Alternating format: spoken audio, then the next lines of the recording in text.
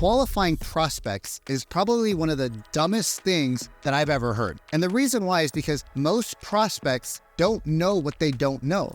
In fact, if they knew what they knew, they wouldn't need you, Mr. and Mrs. Realtor. When you are on a phone asking the standard qualifying questions, right? Oh, hey, when do you want to be in your new home? And what's your price point? And are you pre-approved? The buyer, the seller, they understand you're qualifying them. And you've been taught not to waste your time. Let me share something with you. Your time is actually less valuable unless your calendar is packed than the prospect, which is why agents are hated throughout the world as very low quality salespeople, because our presentations lack the ability to help the prospect with their problem, to see a solution, and to see what's in it for them.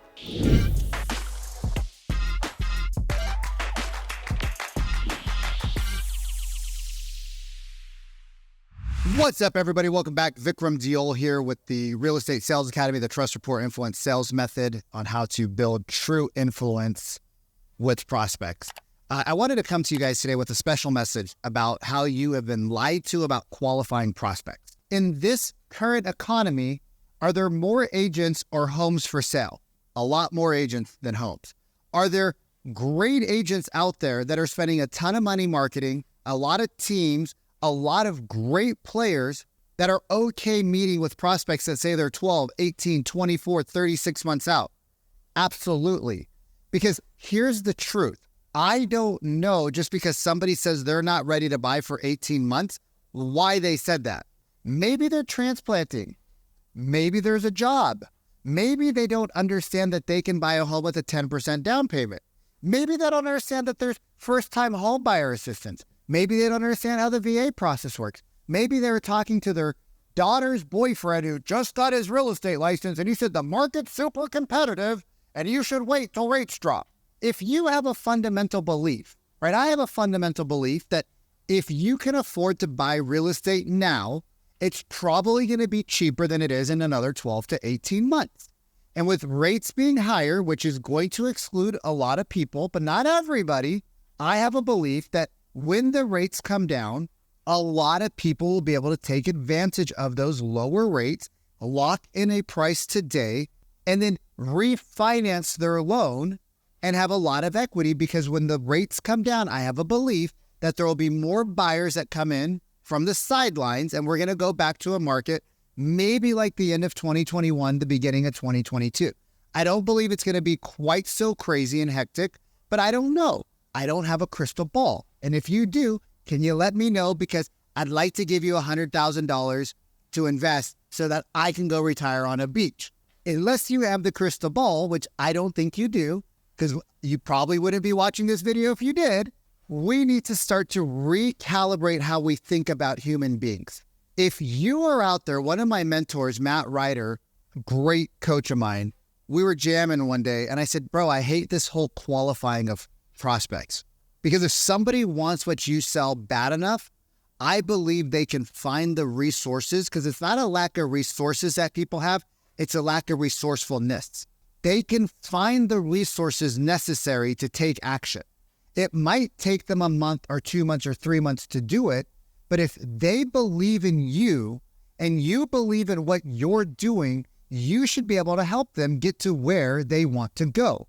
The problem is that we were taught by the gurus, the pundits, that we should qualify. And the problem with qualifying is that we're not good at it. The problem with qualifying is that nobody taught us how to conscientiously listen. The problem is that we are listening for only keywords that get us a commission now. And it doesn't matter if you're a team of 10, are you a solo agent, are you part of this brokerage or that brokerage? I listen to hundreds of calls every single month, and I hear the same thing. The minute the buyer or the seller says they're not ready for some period of time, 30, 60, 90, 120 days, every agent slightly different, the agent says, cool, well, let me do this. I'll send you an email. I'll send you a text. I'll send you some information. And now we expect the prospect to go through our documentation and understand one of the most complex structures in the world. The person getting on an airplane doesn't understand how to put the belt buckle in and pull it because traveling is stressful. Think about the last time you're at the airport. The plane's half an hour delayed. Boarding happens. They check your documents. You can't find your passport. You can't find your ticket. Oh my God, did I grab all my stuff from the restaurant? Oh my God, babe, did we close the garage door? My parents were traveling a couple months ago, and my older brother, we have all this new technology. There's an app. So my parents go to the airport. My brother checks the phone, and the garage door is open. And my mom's traveling, and my older brother's stressing out because he's like, did mom leave the garage door open for the cleaners? Or did mom leave the garage door open because she left at 4 o'clock in the morning? And so he's frantically texting me, hey, do you know what mom did to somebody at the house? I'm like, I don't know, bro. What's going on? He's like, the garage door is open.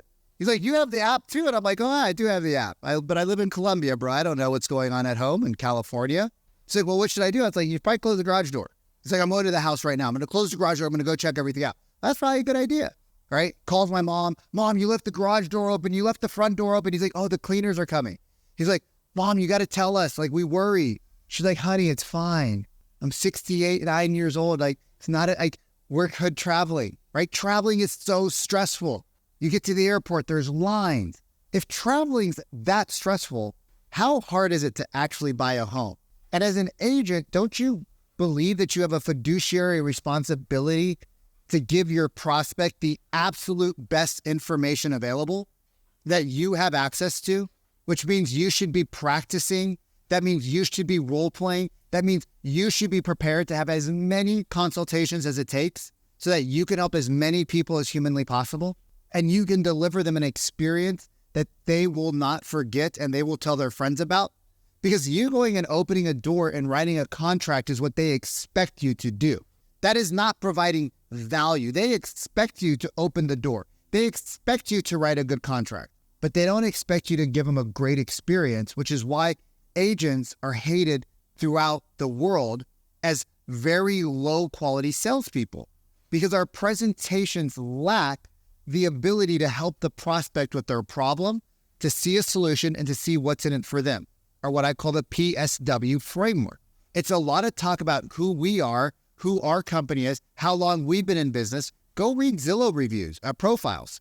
Like, go read a bunch of Zillow profiles, realtor.com profiles, and see what the agents say about themselves. I grew up here. I've been in the market here. My previous job gave me the experience here so that I could be a great negotiator for you. But we don't actually talk to our prospects. We talk down to them. And so our prospects never get to truly connect with us because nobody cares that you've been in the Pacific Northwest for 20 years. Because I was in the Pacific Northwest for 20 days. And our first year, we did like $14 million in transactions. And I don't say that to brag. I say that because if you can learn how to talk the problem, solution, and what's in it for them, and stop worrying about qualifying people and start getting in front of more buyers and more sellers and having better conversations, a better presentation, right? Talking about your seller's universe, your buyer's universe, talking about list price strategies, talking about buyer's objections, right? Talking about the fears that people have with interest rates, right? Talking about the fears that people have with prices being astronomical. Talking about like how rents are constantly increasing and the landlord can kick you out at any time, right? Talking about the true pain that their kids aren't going to have a backyard ever because your fear is that if the buyer doesn't take action in the next 12 months, they might be completely priced out of the market forever because of how fast inflation's increasing prices, right? If you don't know how to explain that and ask questions and get the prospect to see that in your presentation, it's no wonder you just put them on a drip and wait for them to call you. You have to learn these hard skills of tonality, of pausing, of empathy and compassion, when to be excited, when to be interrogational, when to be a little bit more of a warrior energy like I'm coming to you right now, but also when do you need to sit back and have a little bit more motherly energy, right? When do you need to sit back and bring out the feminine to hold space for the people in front of you that don't want to admit that they're scared shitless about the process? How do you balance the masculine and the feminine, right? The warrior, the playful, right? The jokester, right? How do you balance demonstrating and showing you have the experience by actually having proof pieces instead of just claims that some guru on stage said, hey, tell them that you do this, right? How do you bring in the fact that you have 125 Zillow reviews without sounding pompous and arrogant? How do you show them that you had a 5% buyer that didn't even have the best price or terms and you beat 2 cash offers without sounding arrogant and pompous? You have to know how to show, flow, and demo to the prospect. Otherwise, the prospect's going to just see you as everybody else, because it's not about saying you have the best service and you go above and beyond. I've never met an agent that didn't say that. It's about demonstrating how you're different and then getting the prospect to buy into your differences. Because if you're not able to get the buyer or the seller to buy in why your photography, right? The average agent does professional photography in our market. We do studio quality photography. Would it be cool if I showed you the differences side by side? Look at these pictures. This is a great agent in our local market, right? But this house, look at the photos versus look at our photos. Which one do you like better? Why do you like these ones better?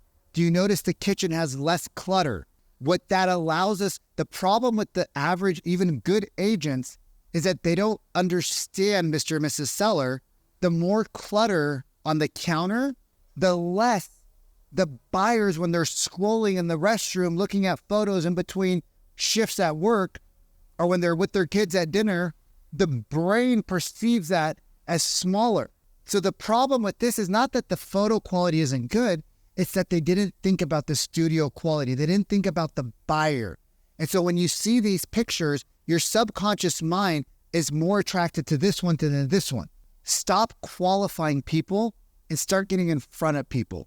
Start educating them on the process. You guys, Luis is telling me I have to go. I don't want to go because I'm so passionate about this topic. The reason why we did $250 million in sales in just a couple of years and we sold hundreds of millions of dollars expires wasn't because I wore a suit and a tie and a buddy pocket square and different colored socks. Those were part of my package to stand out in a crowd. It was psychological.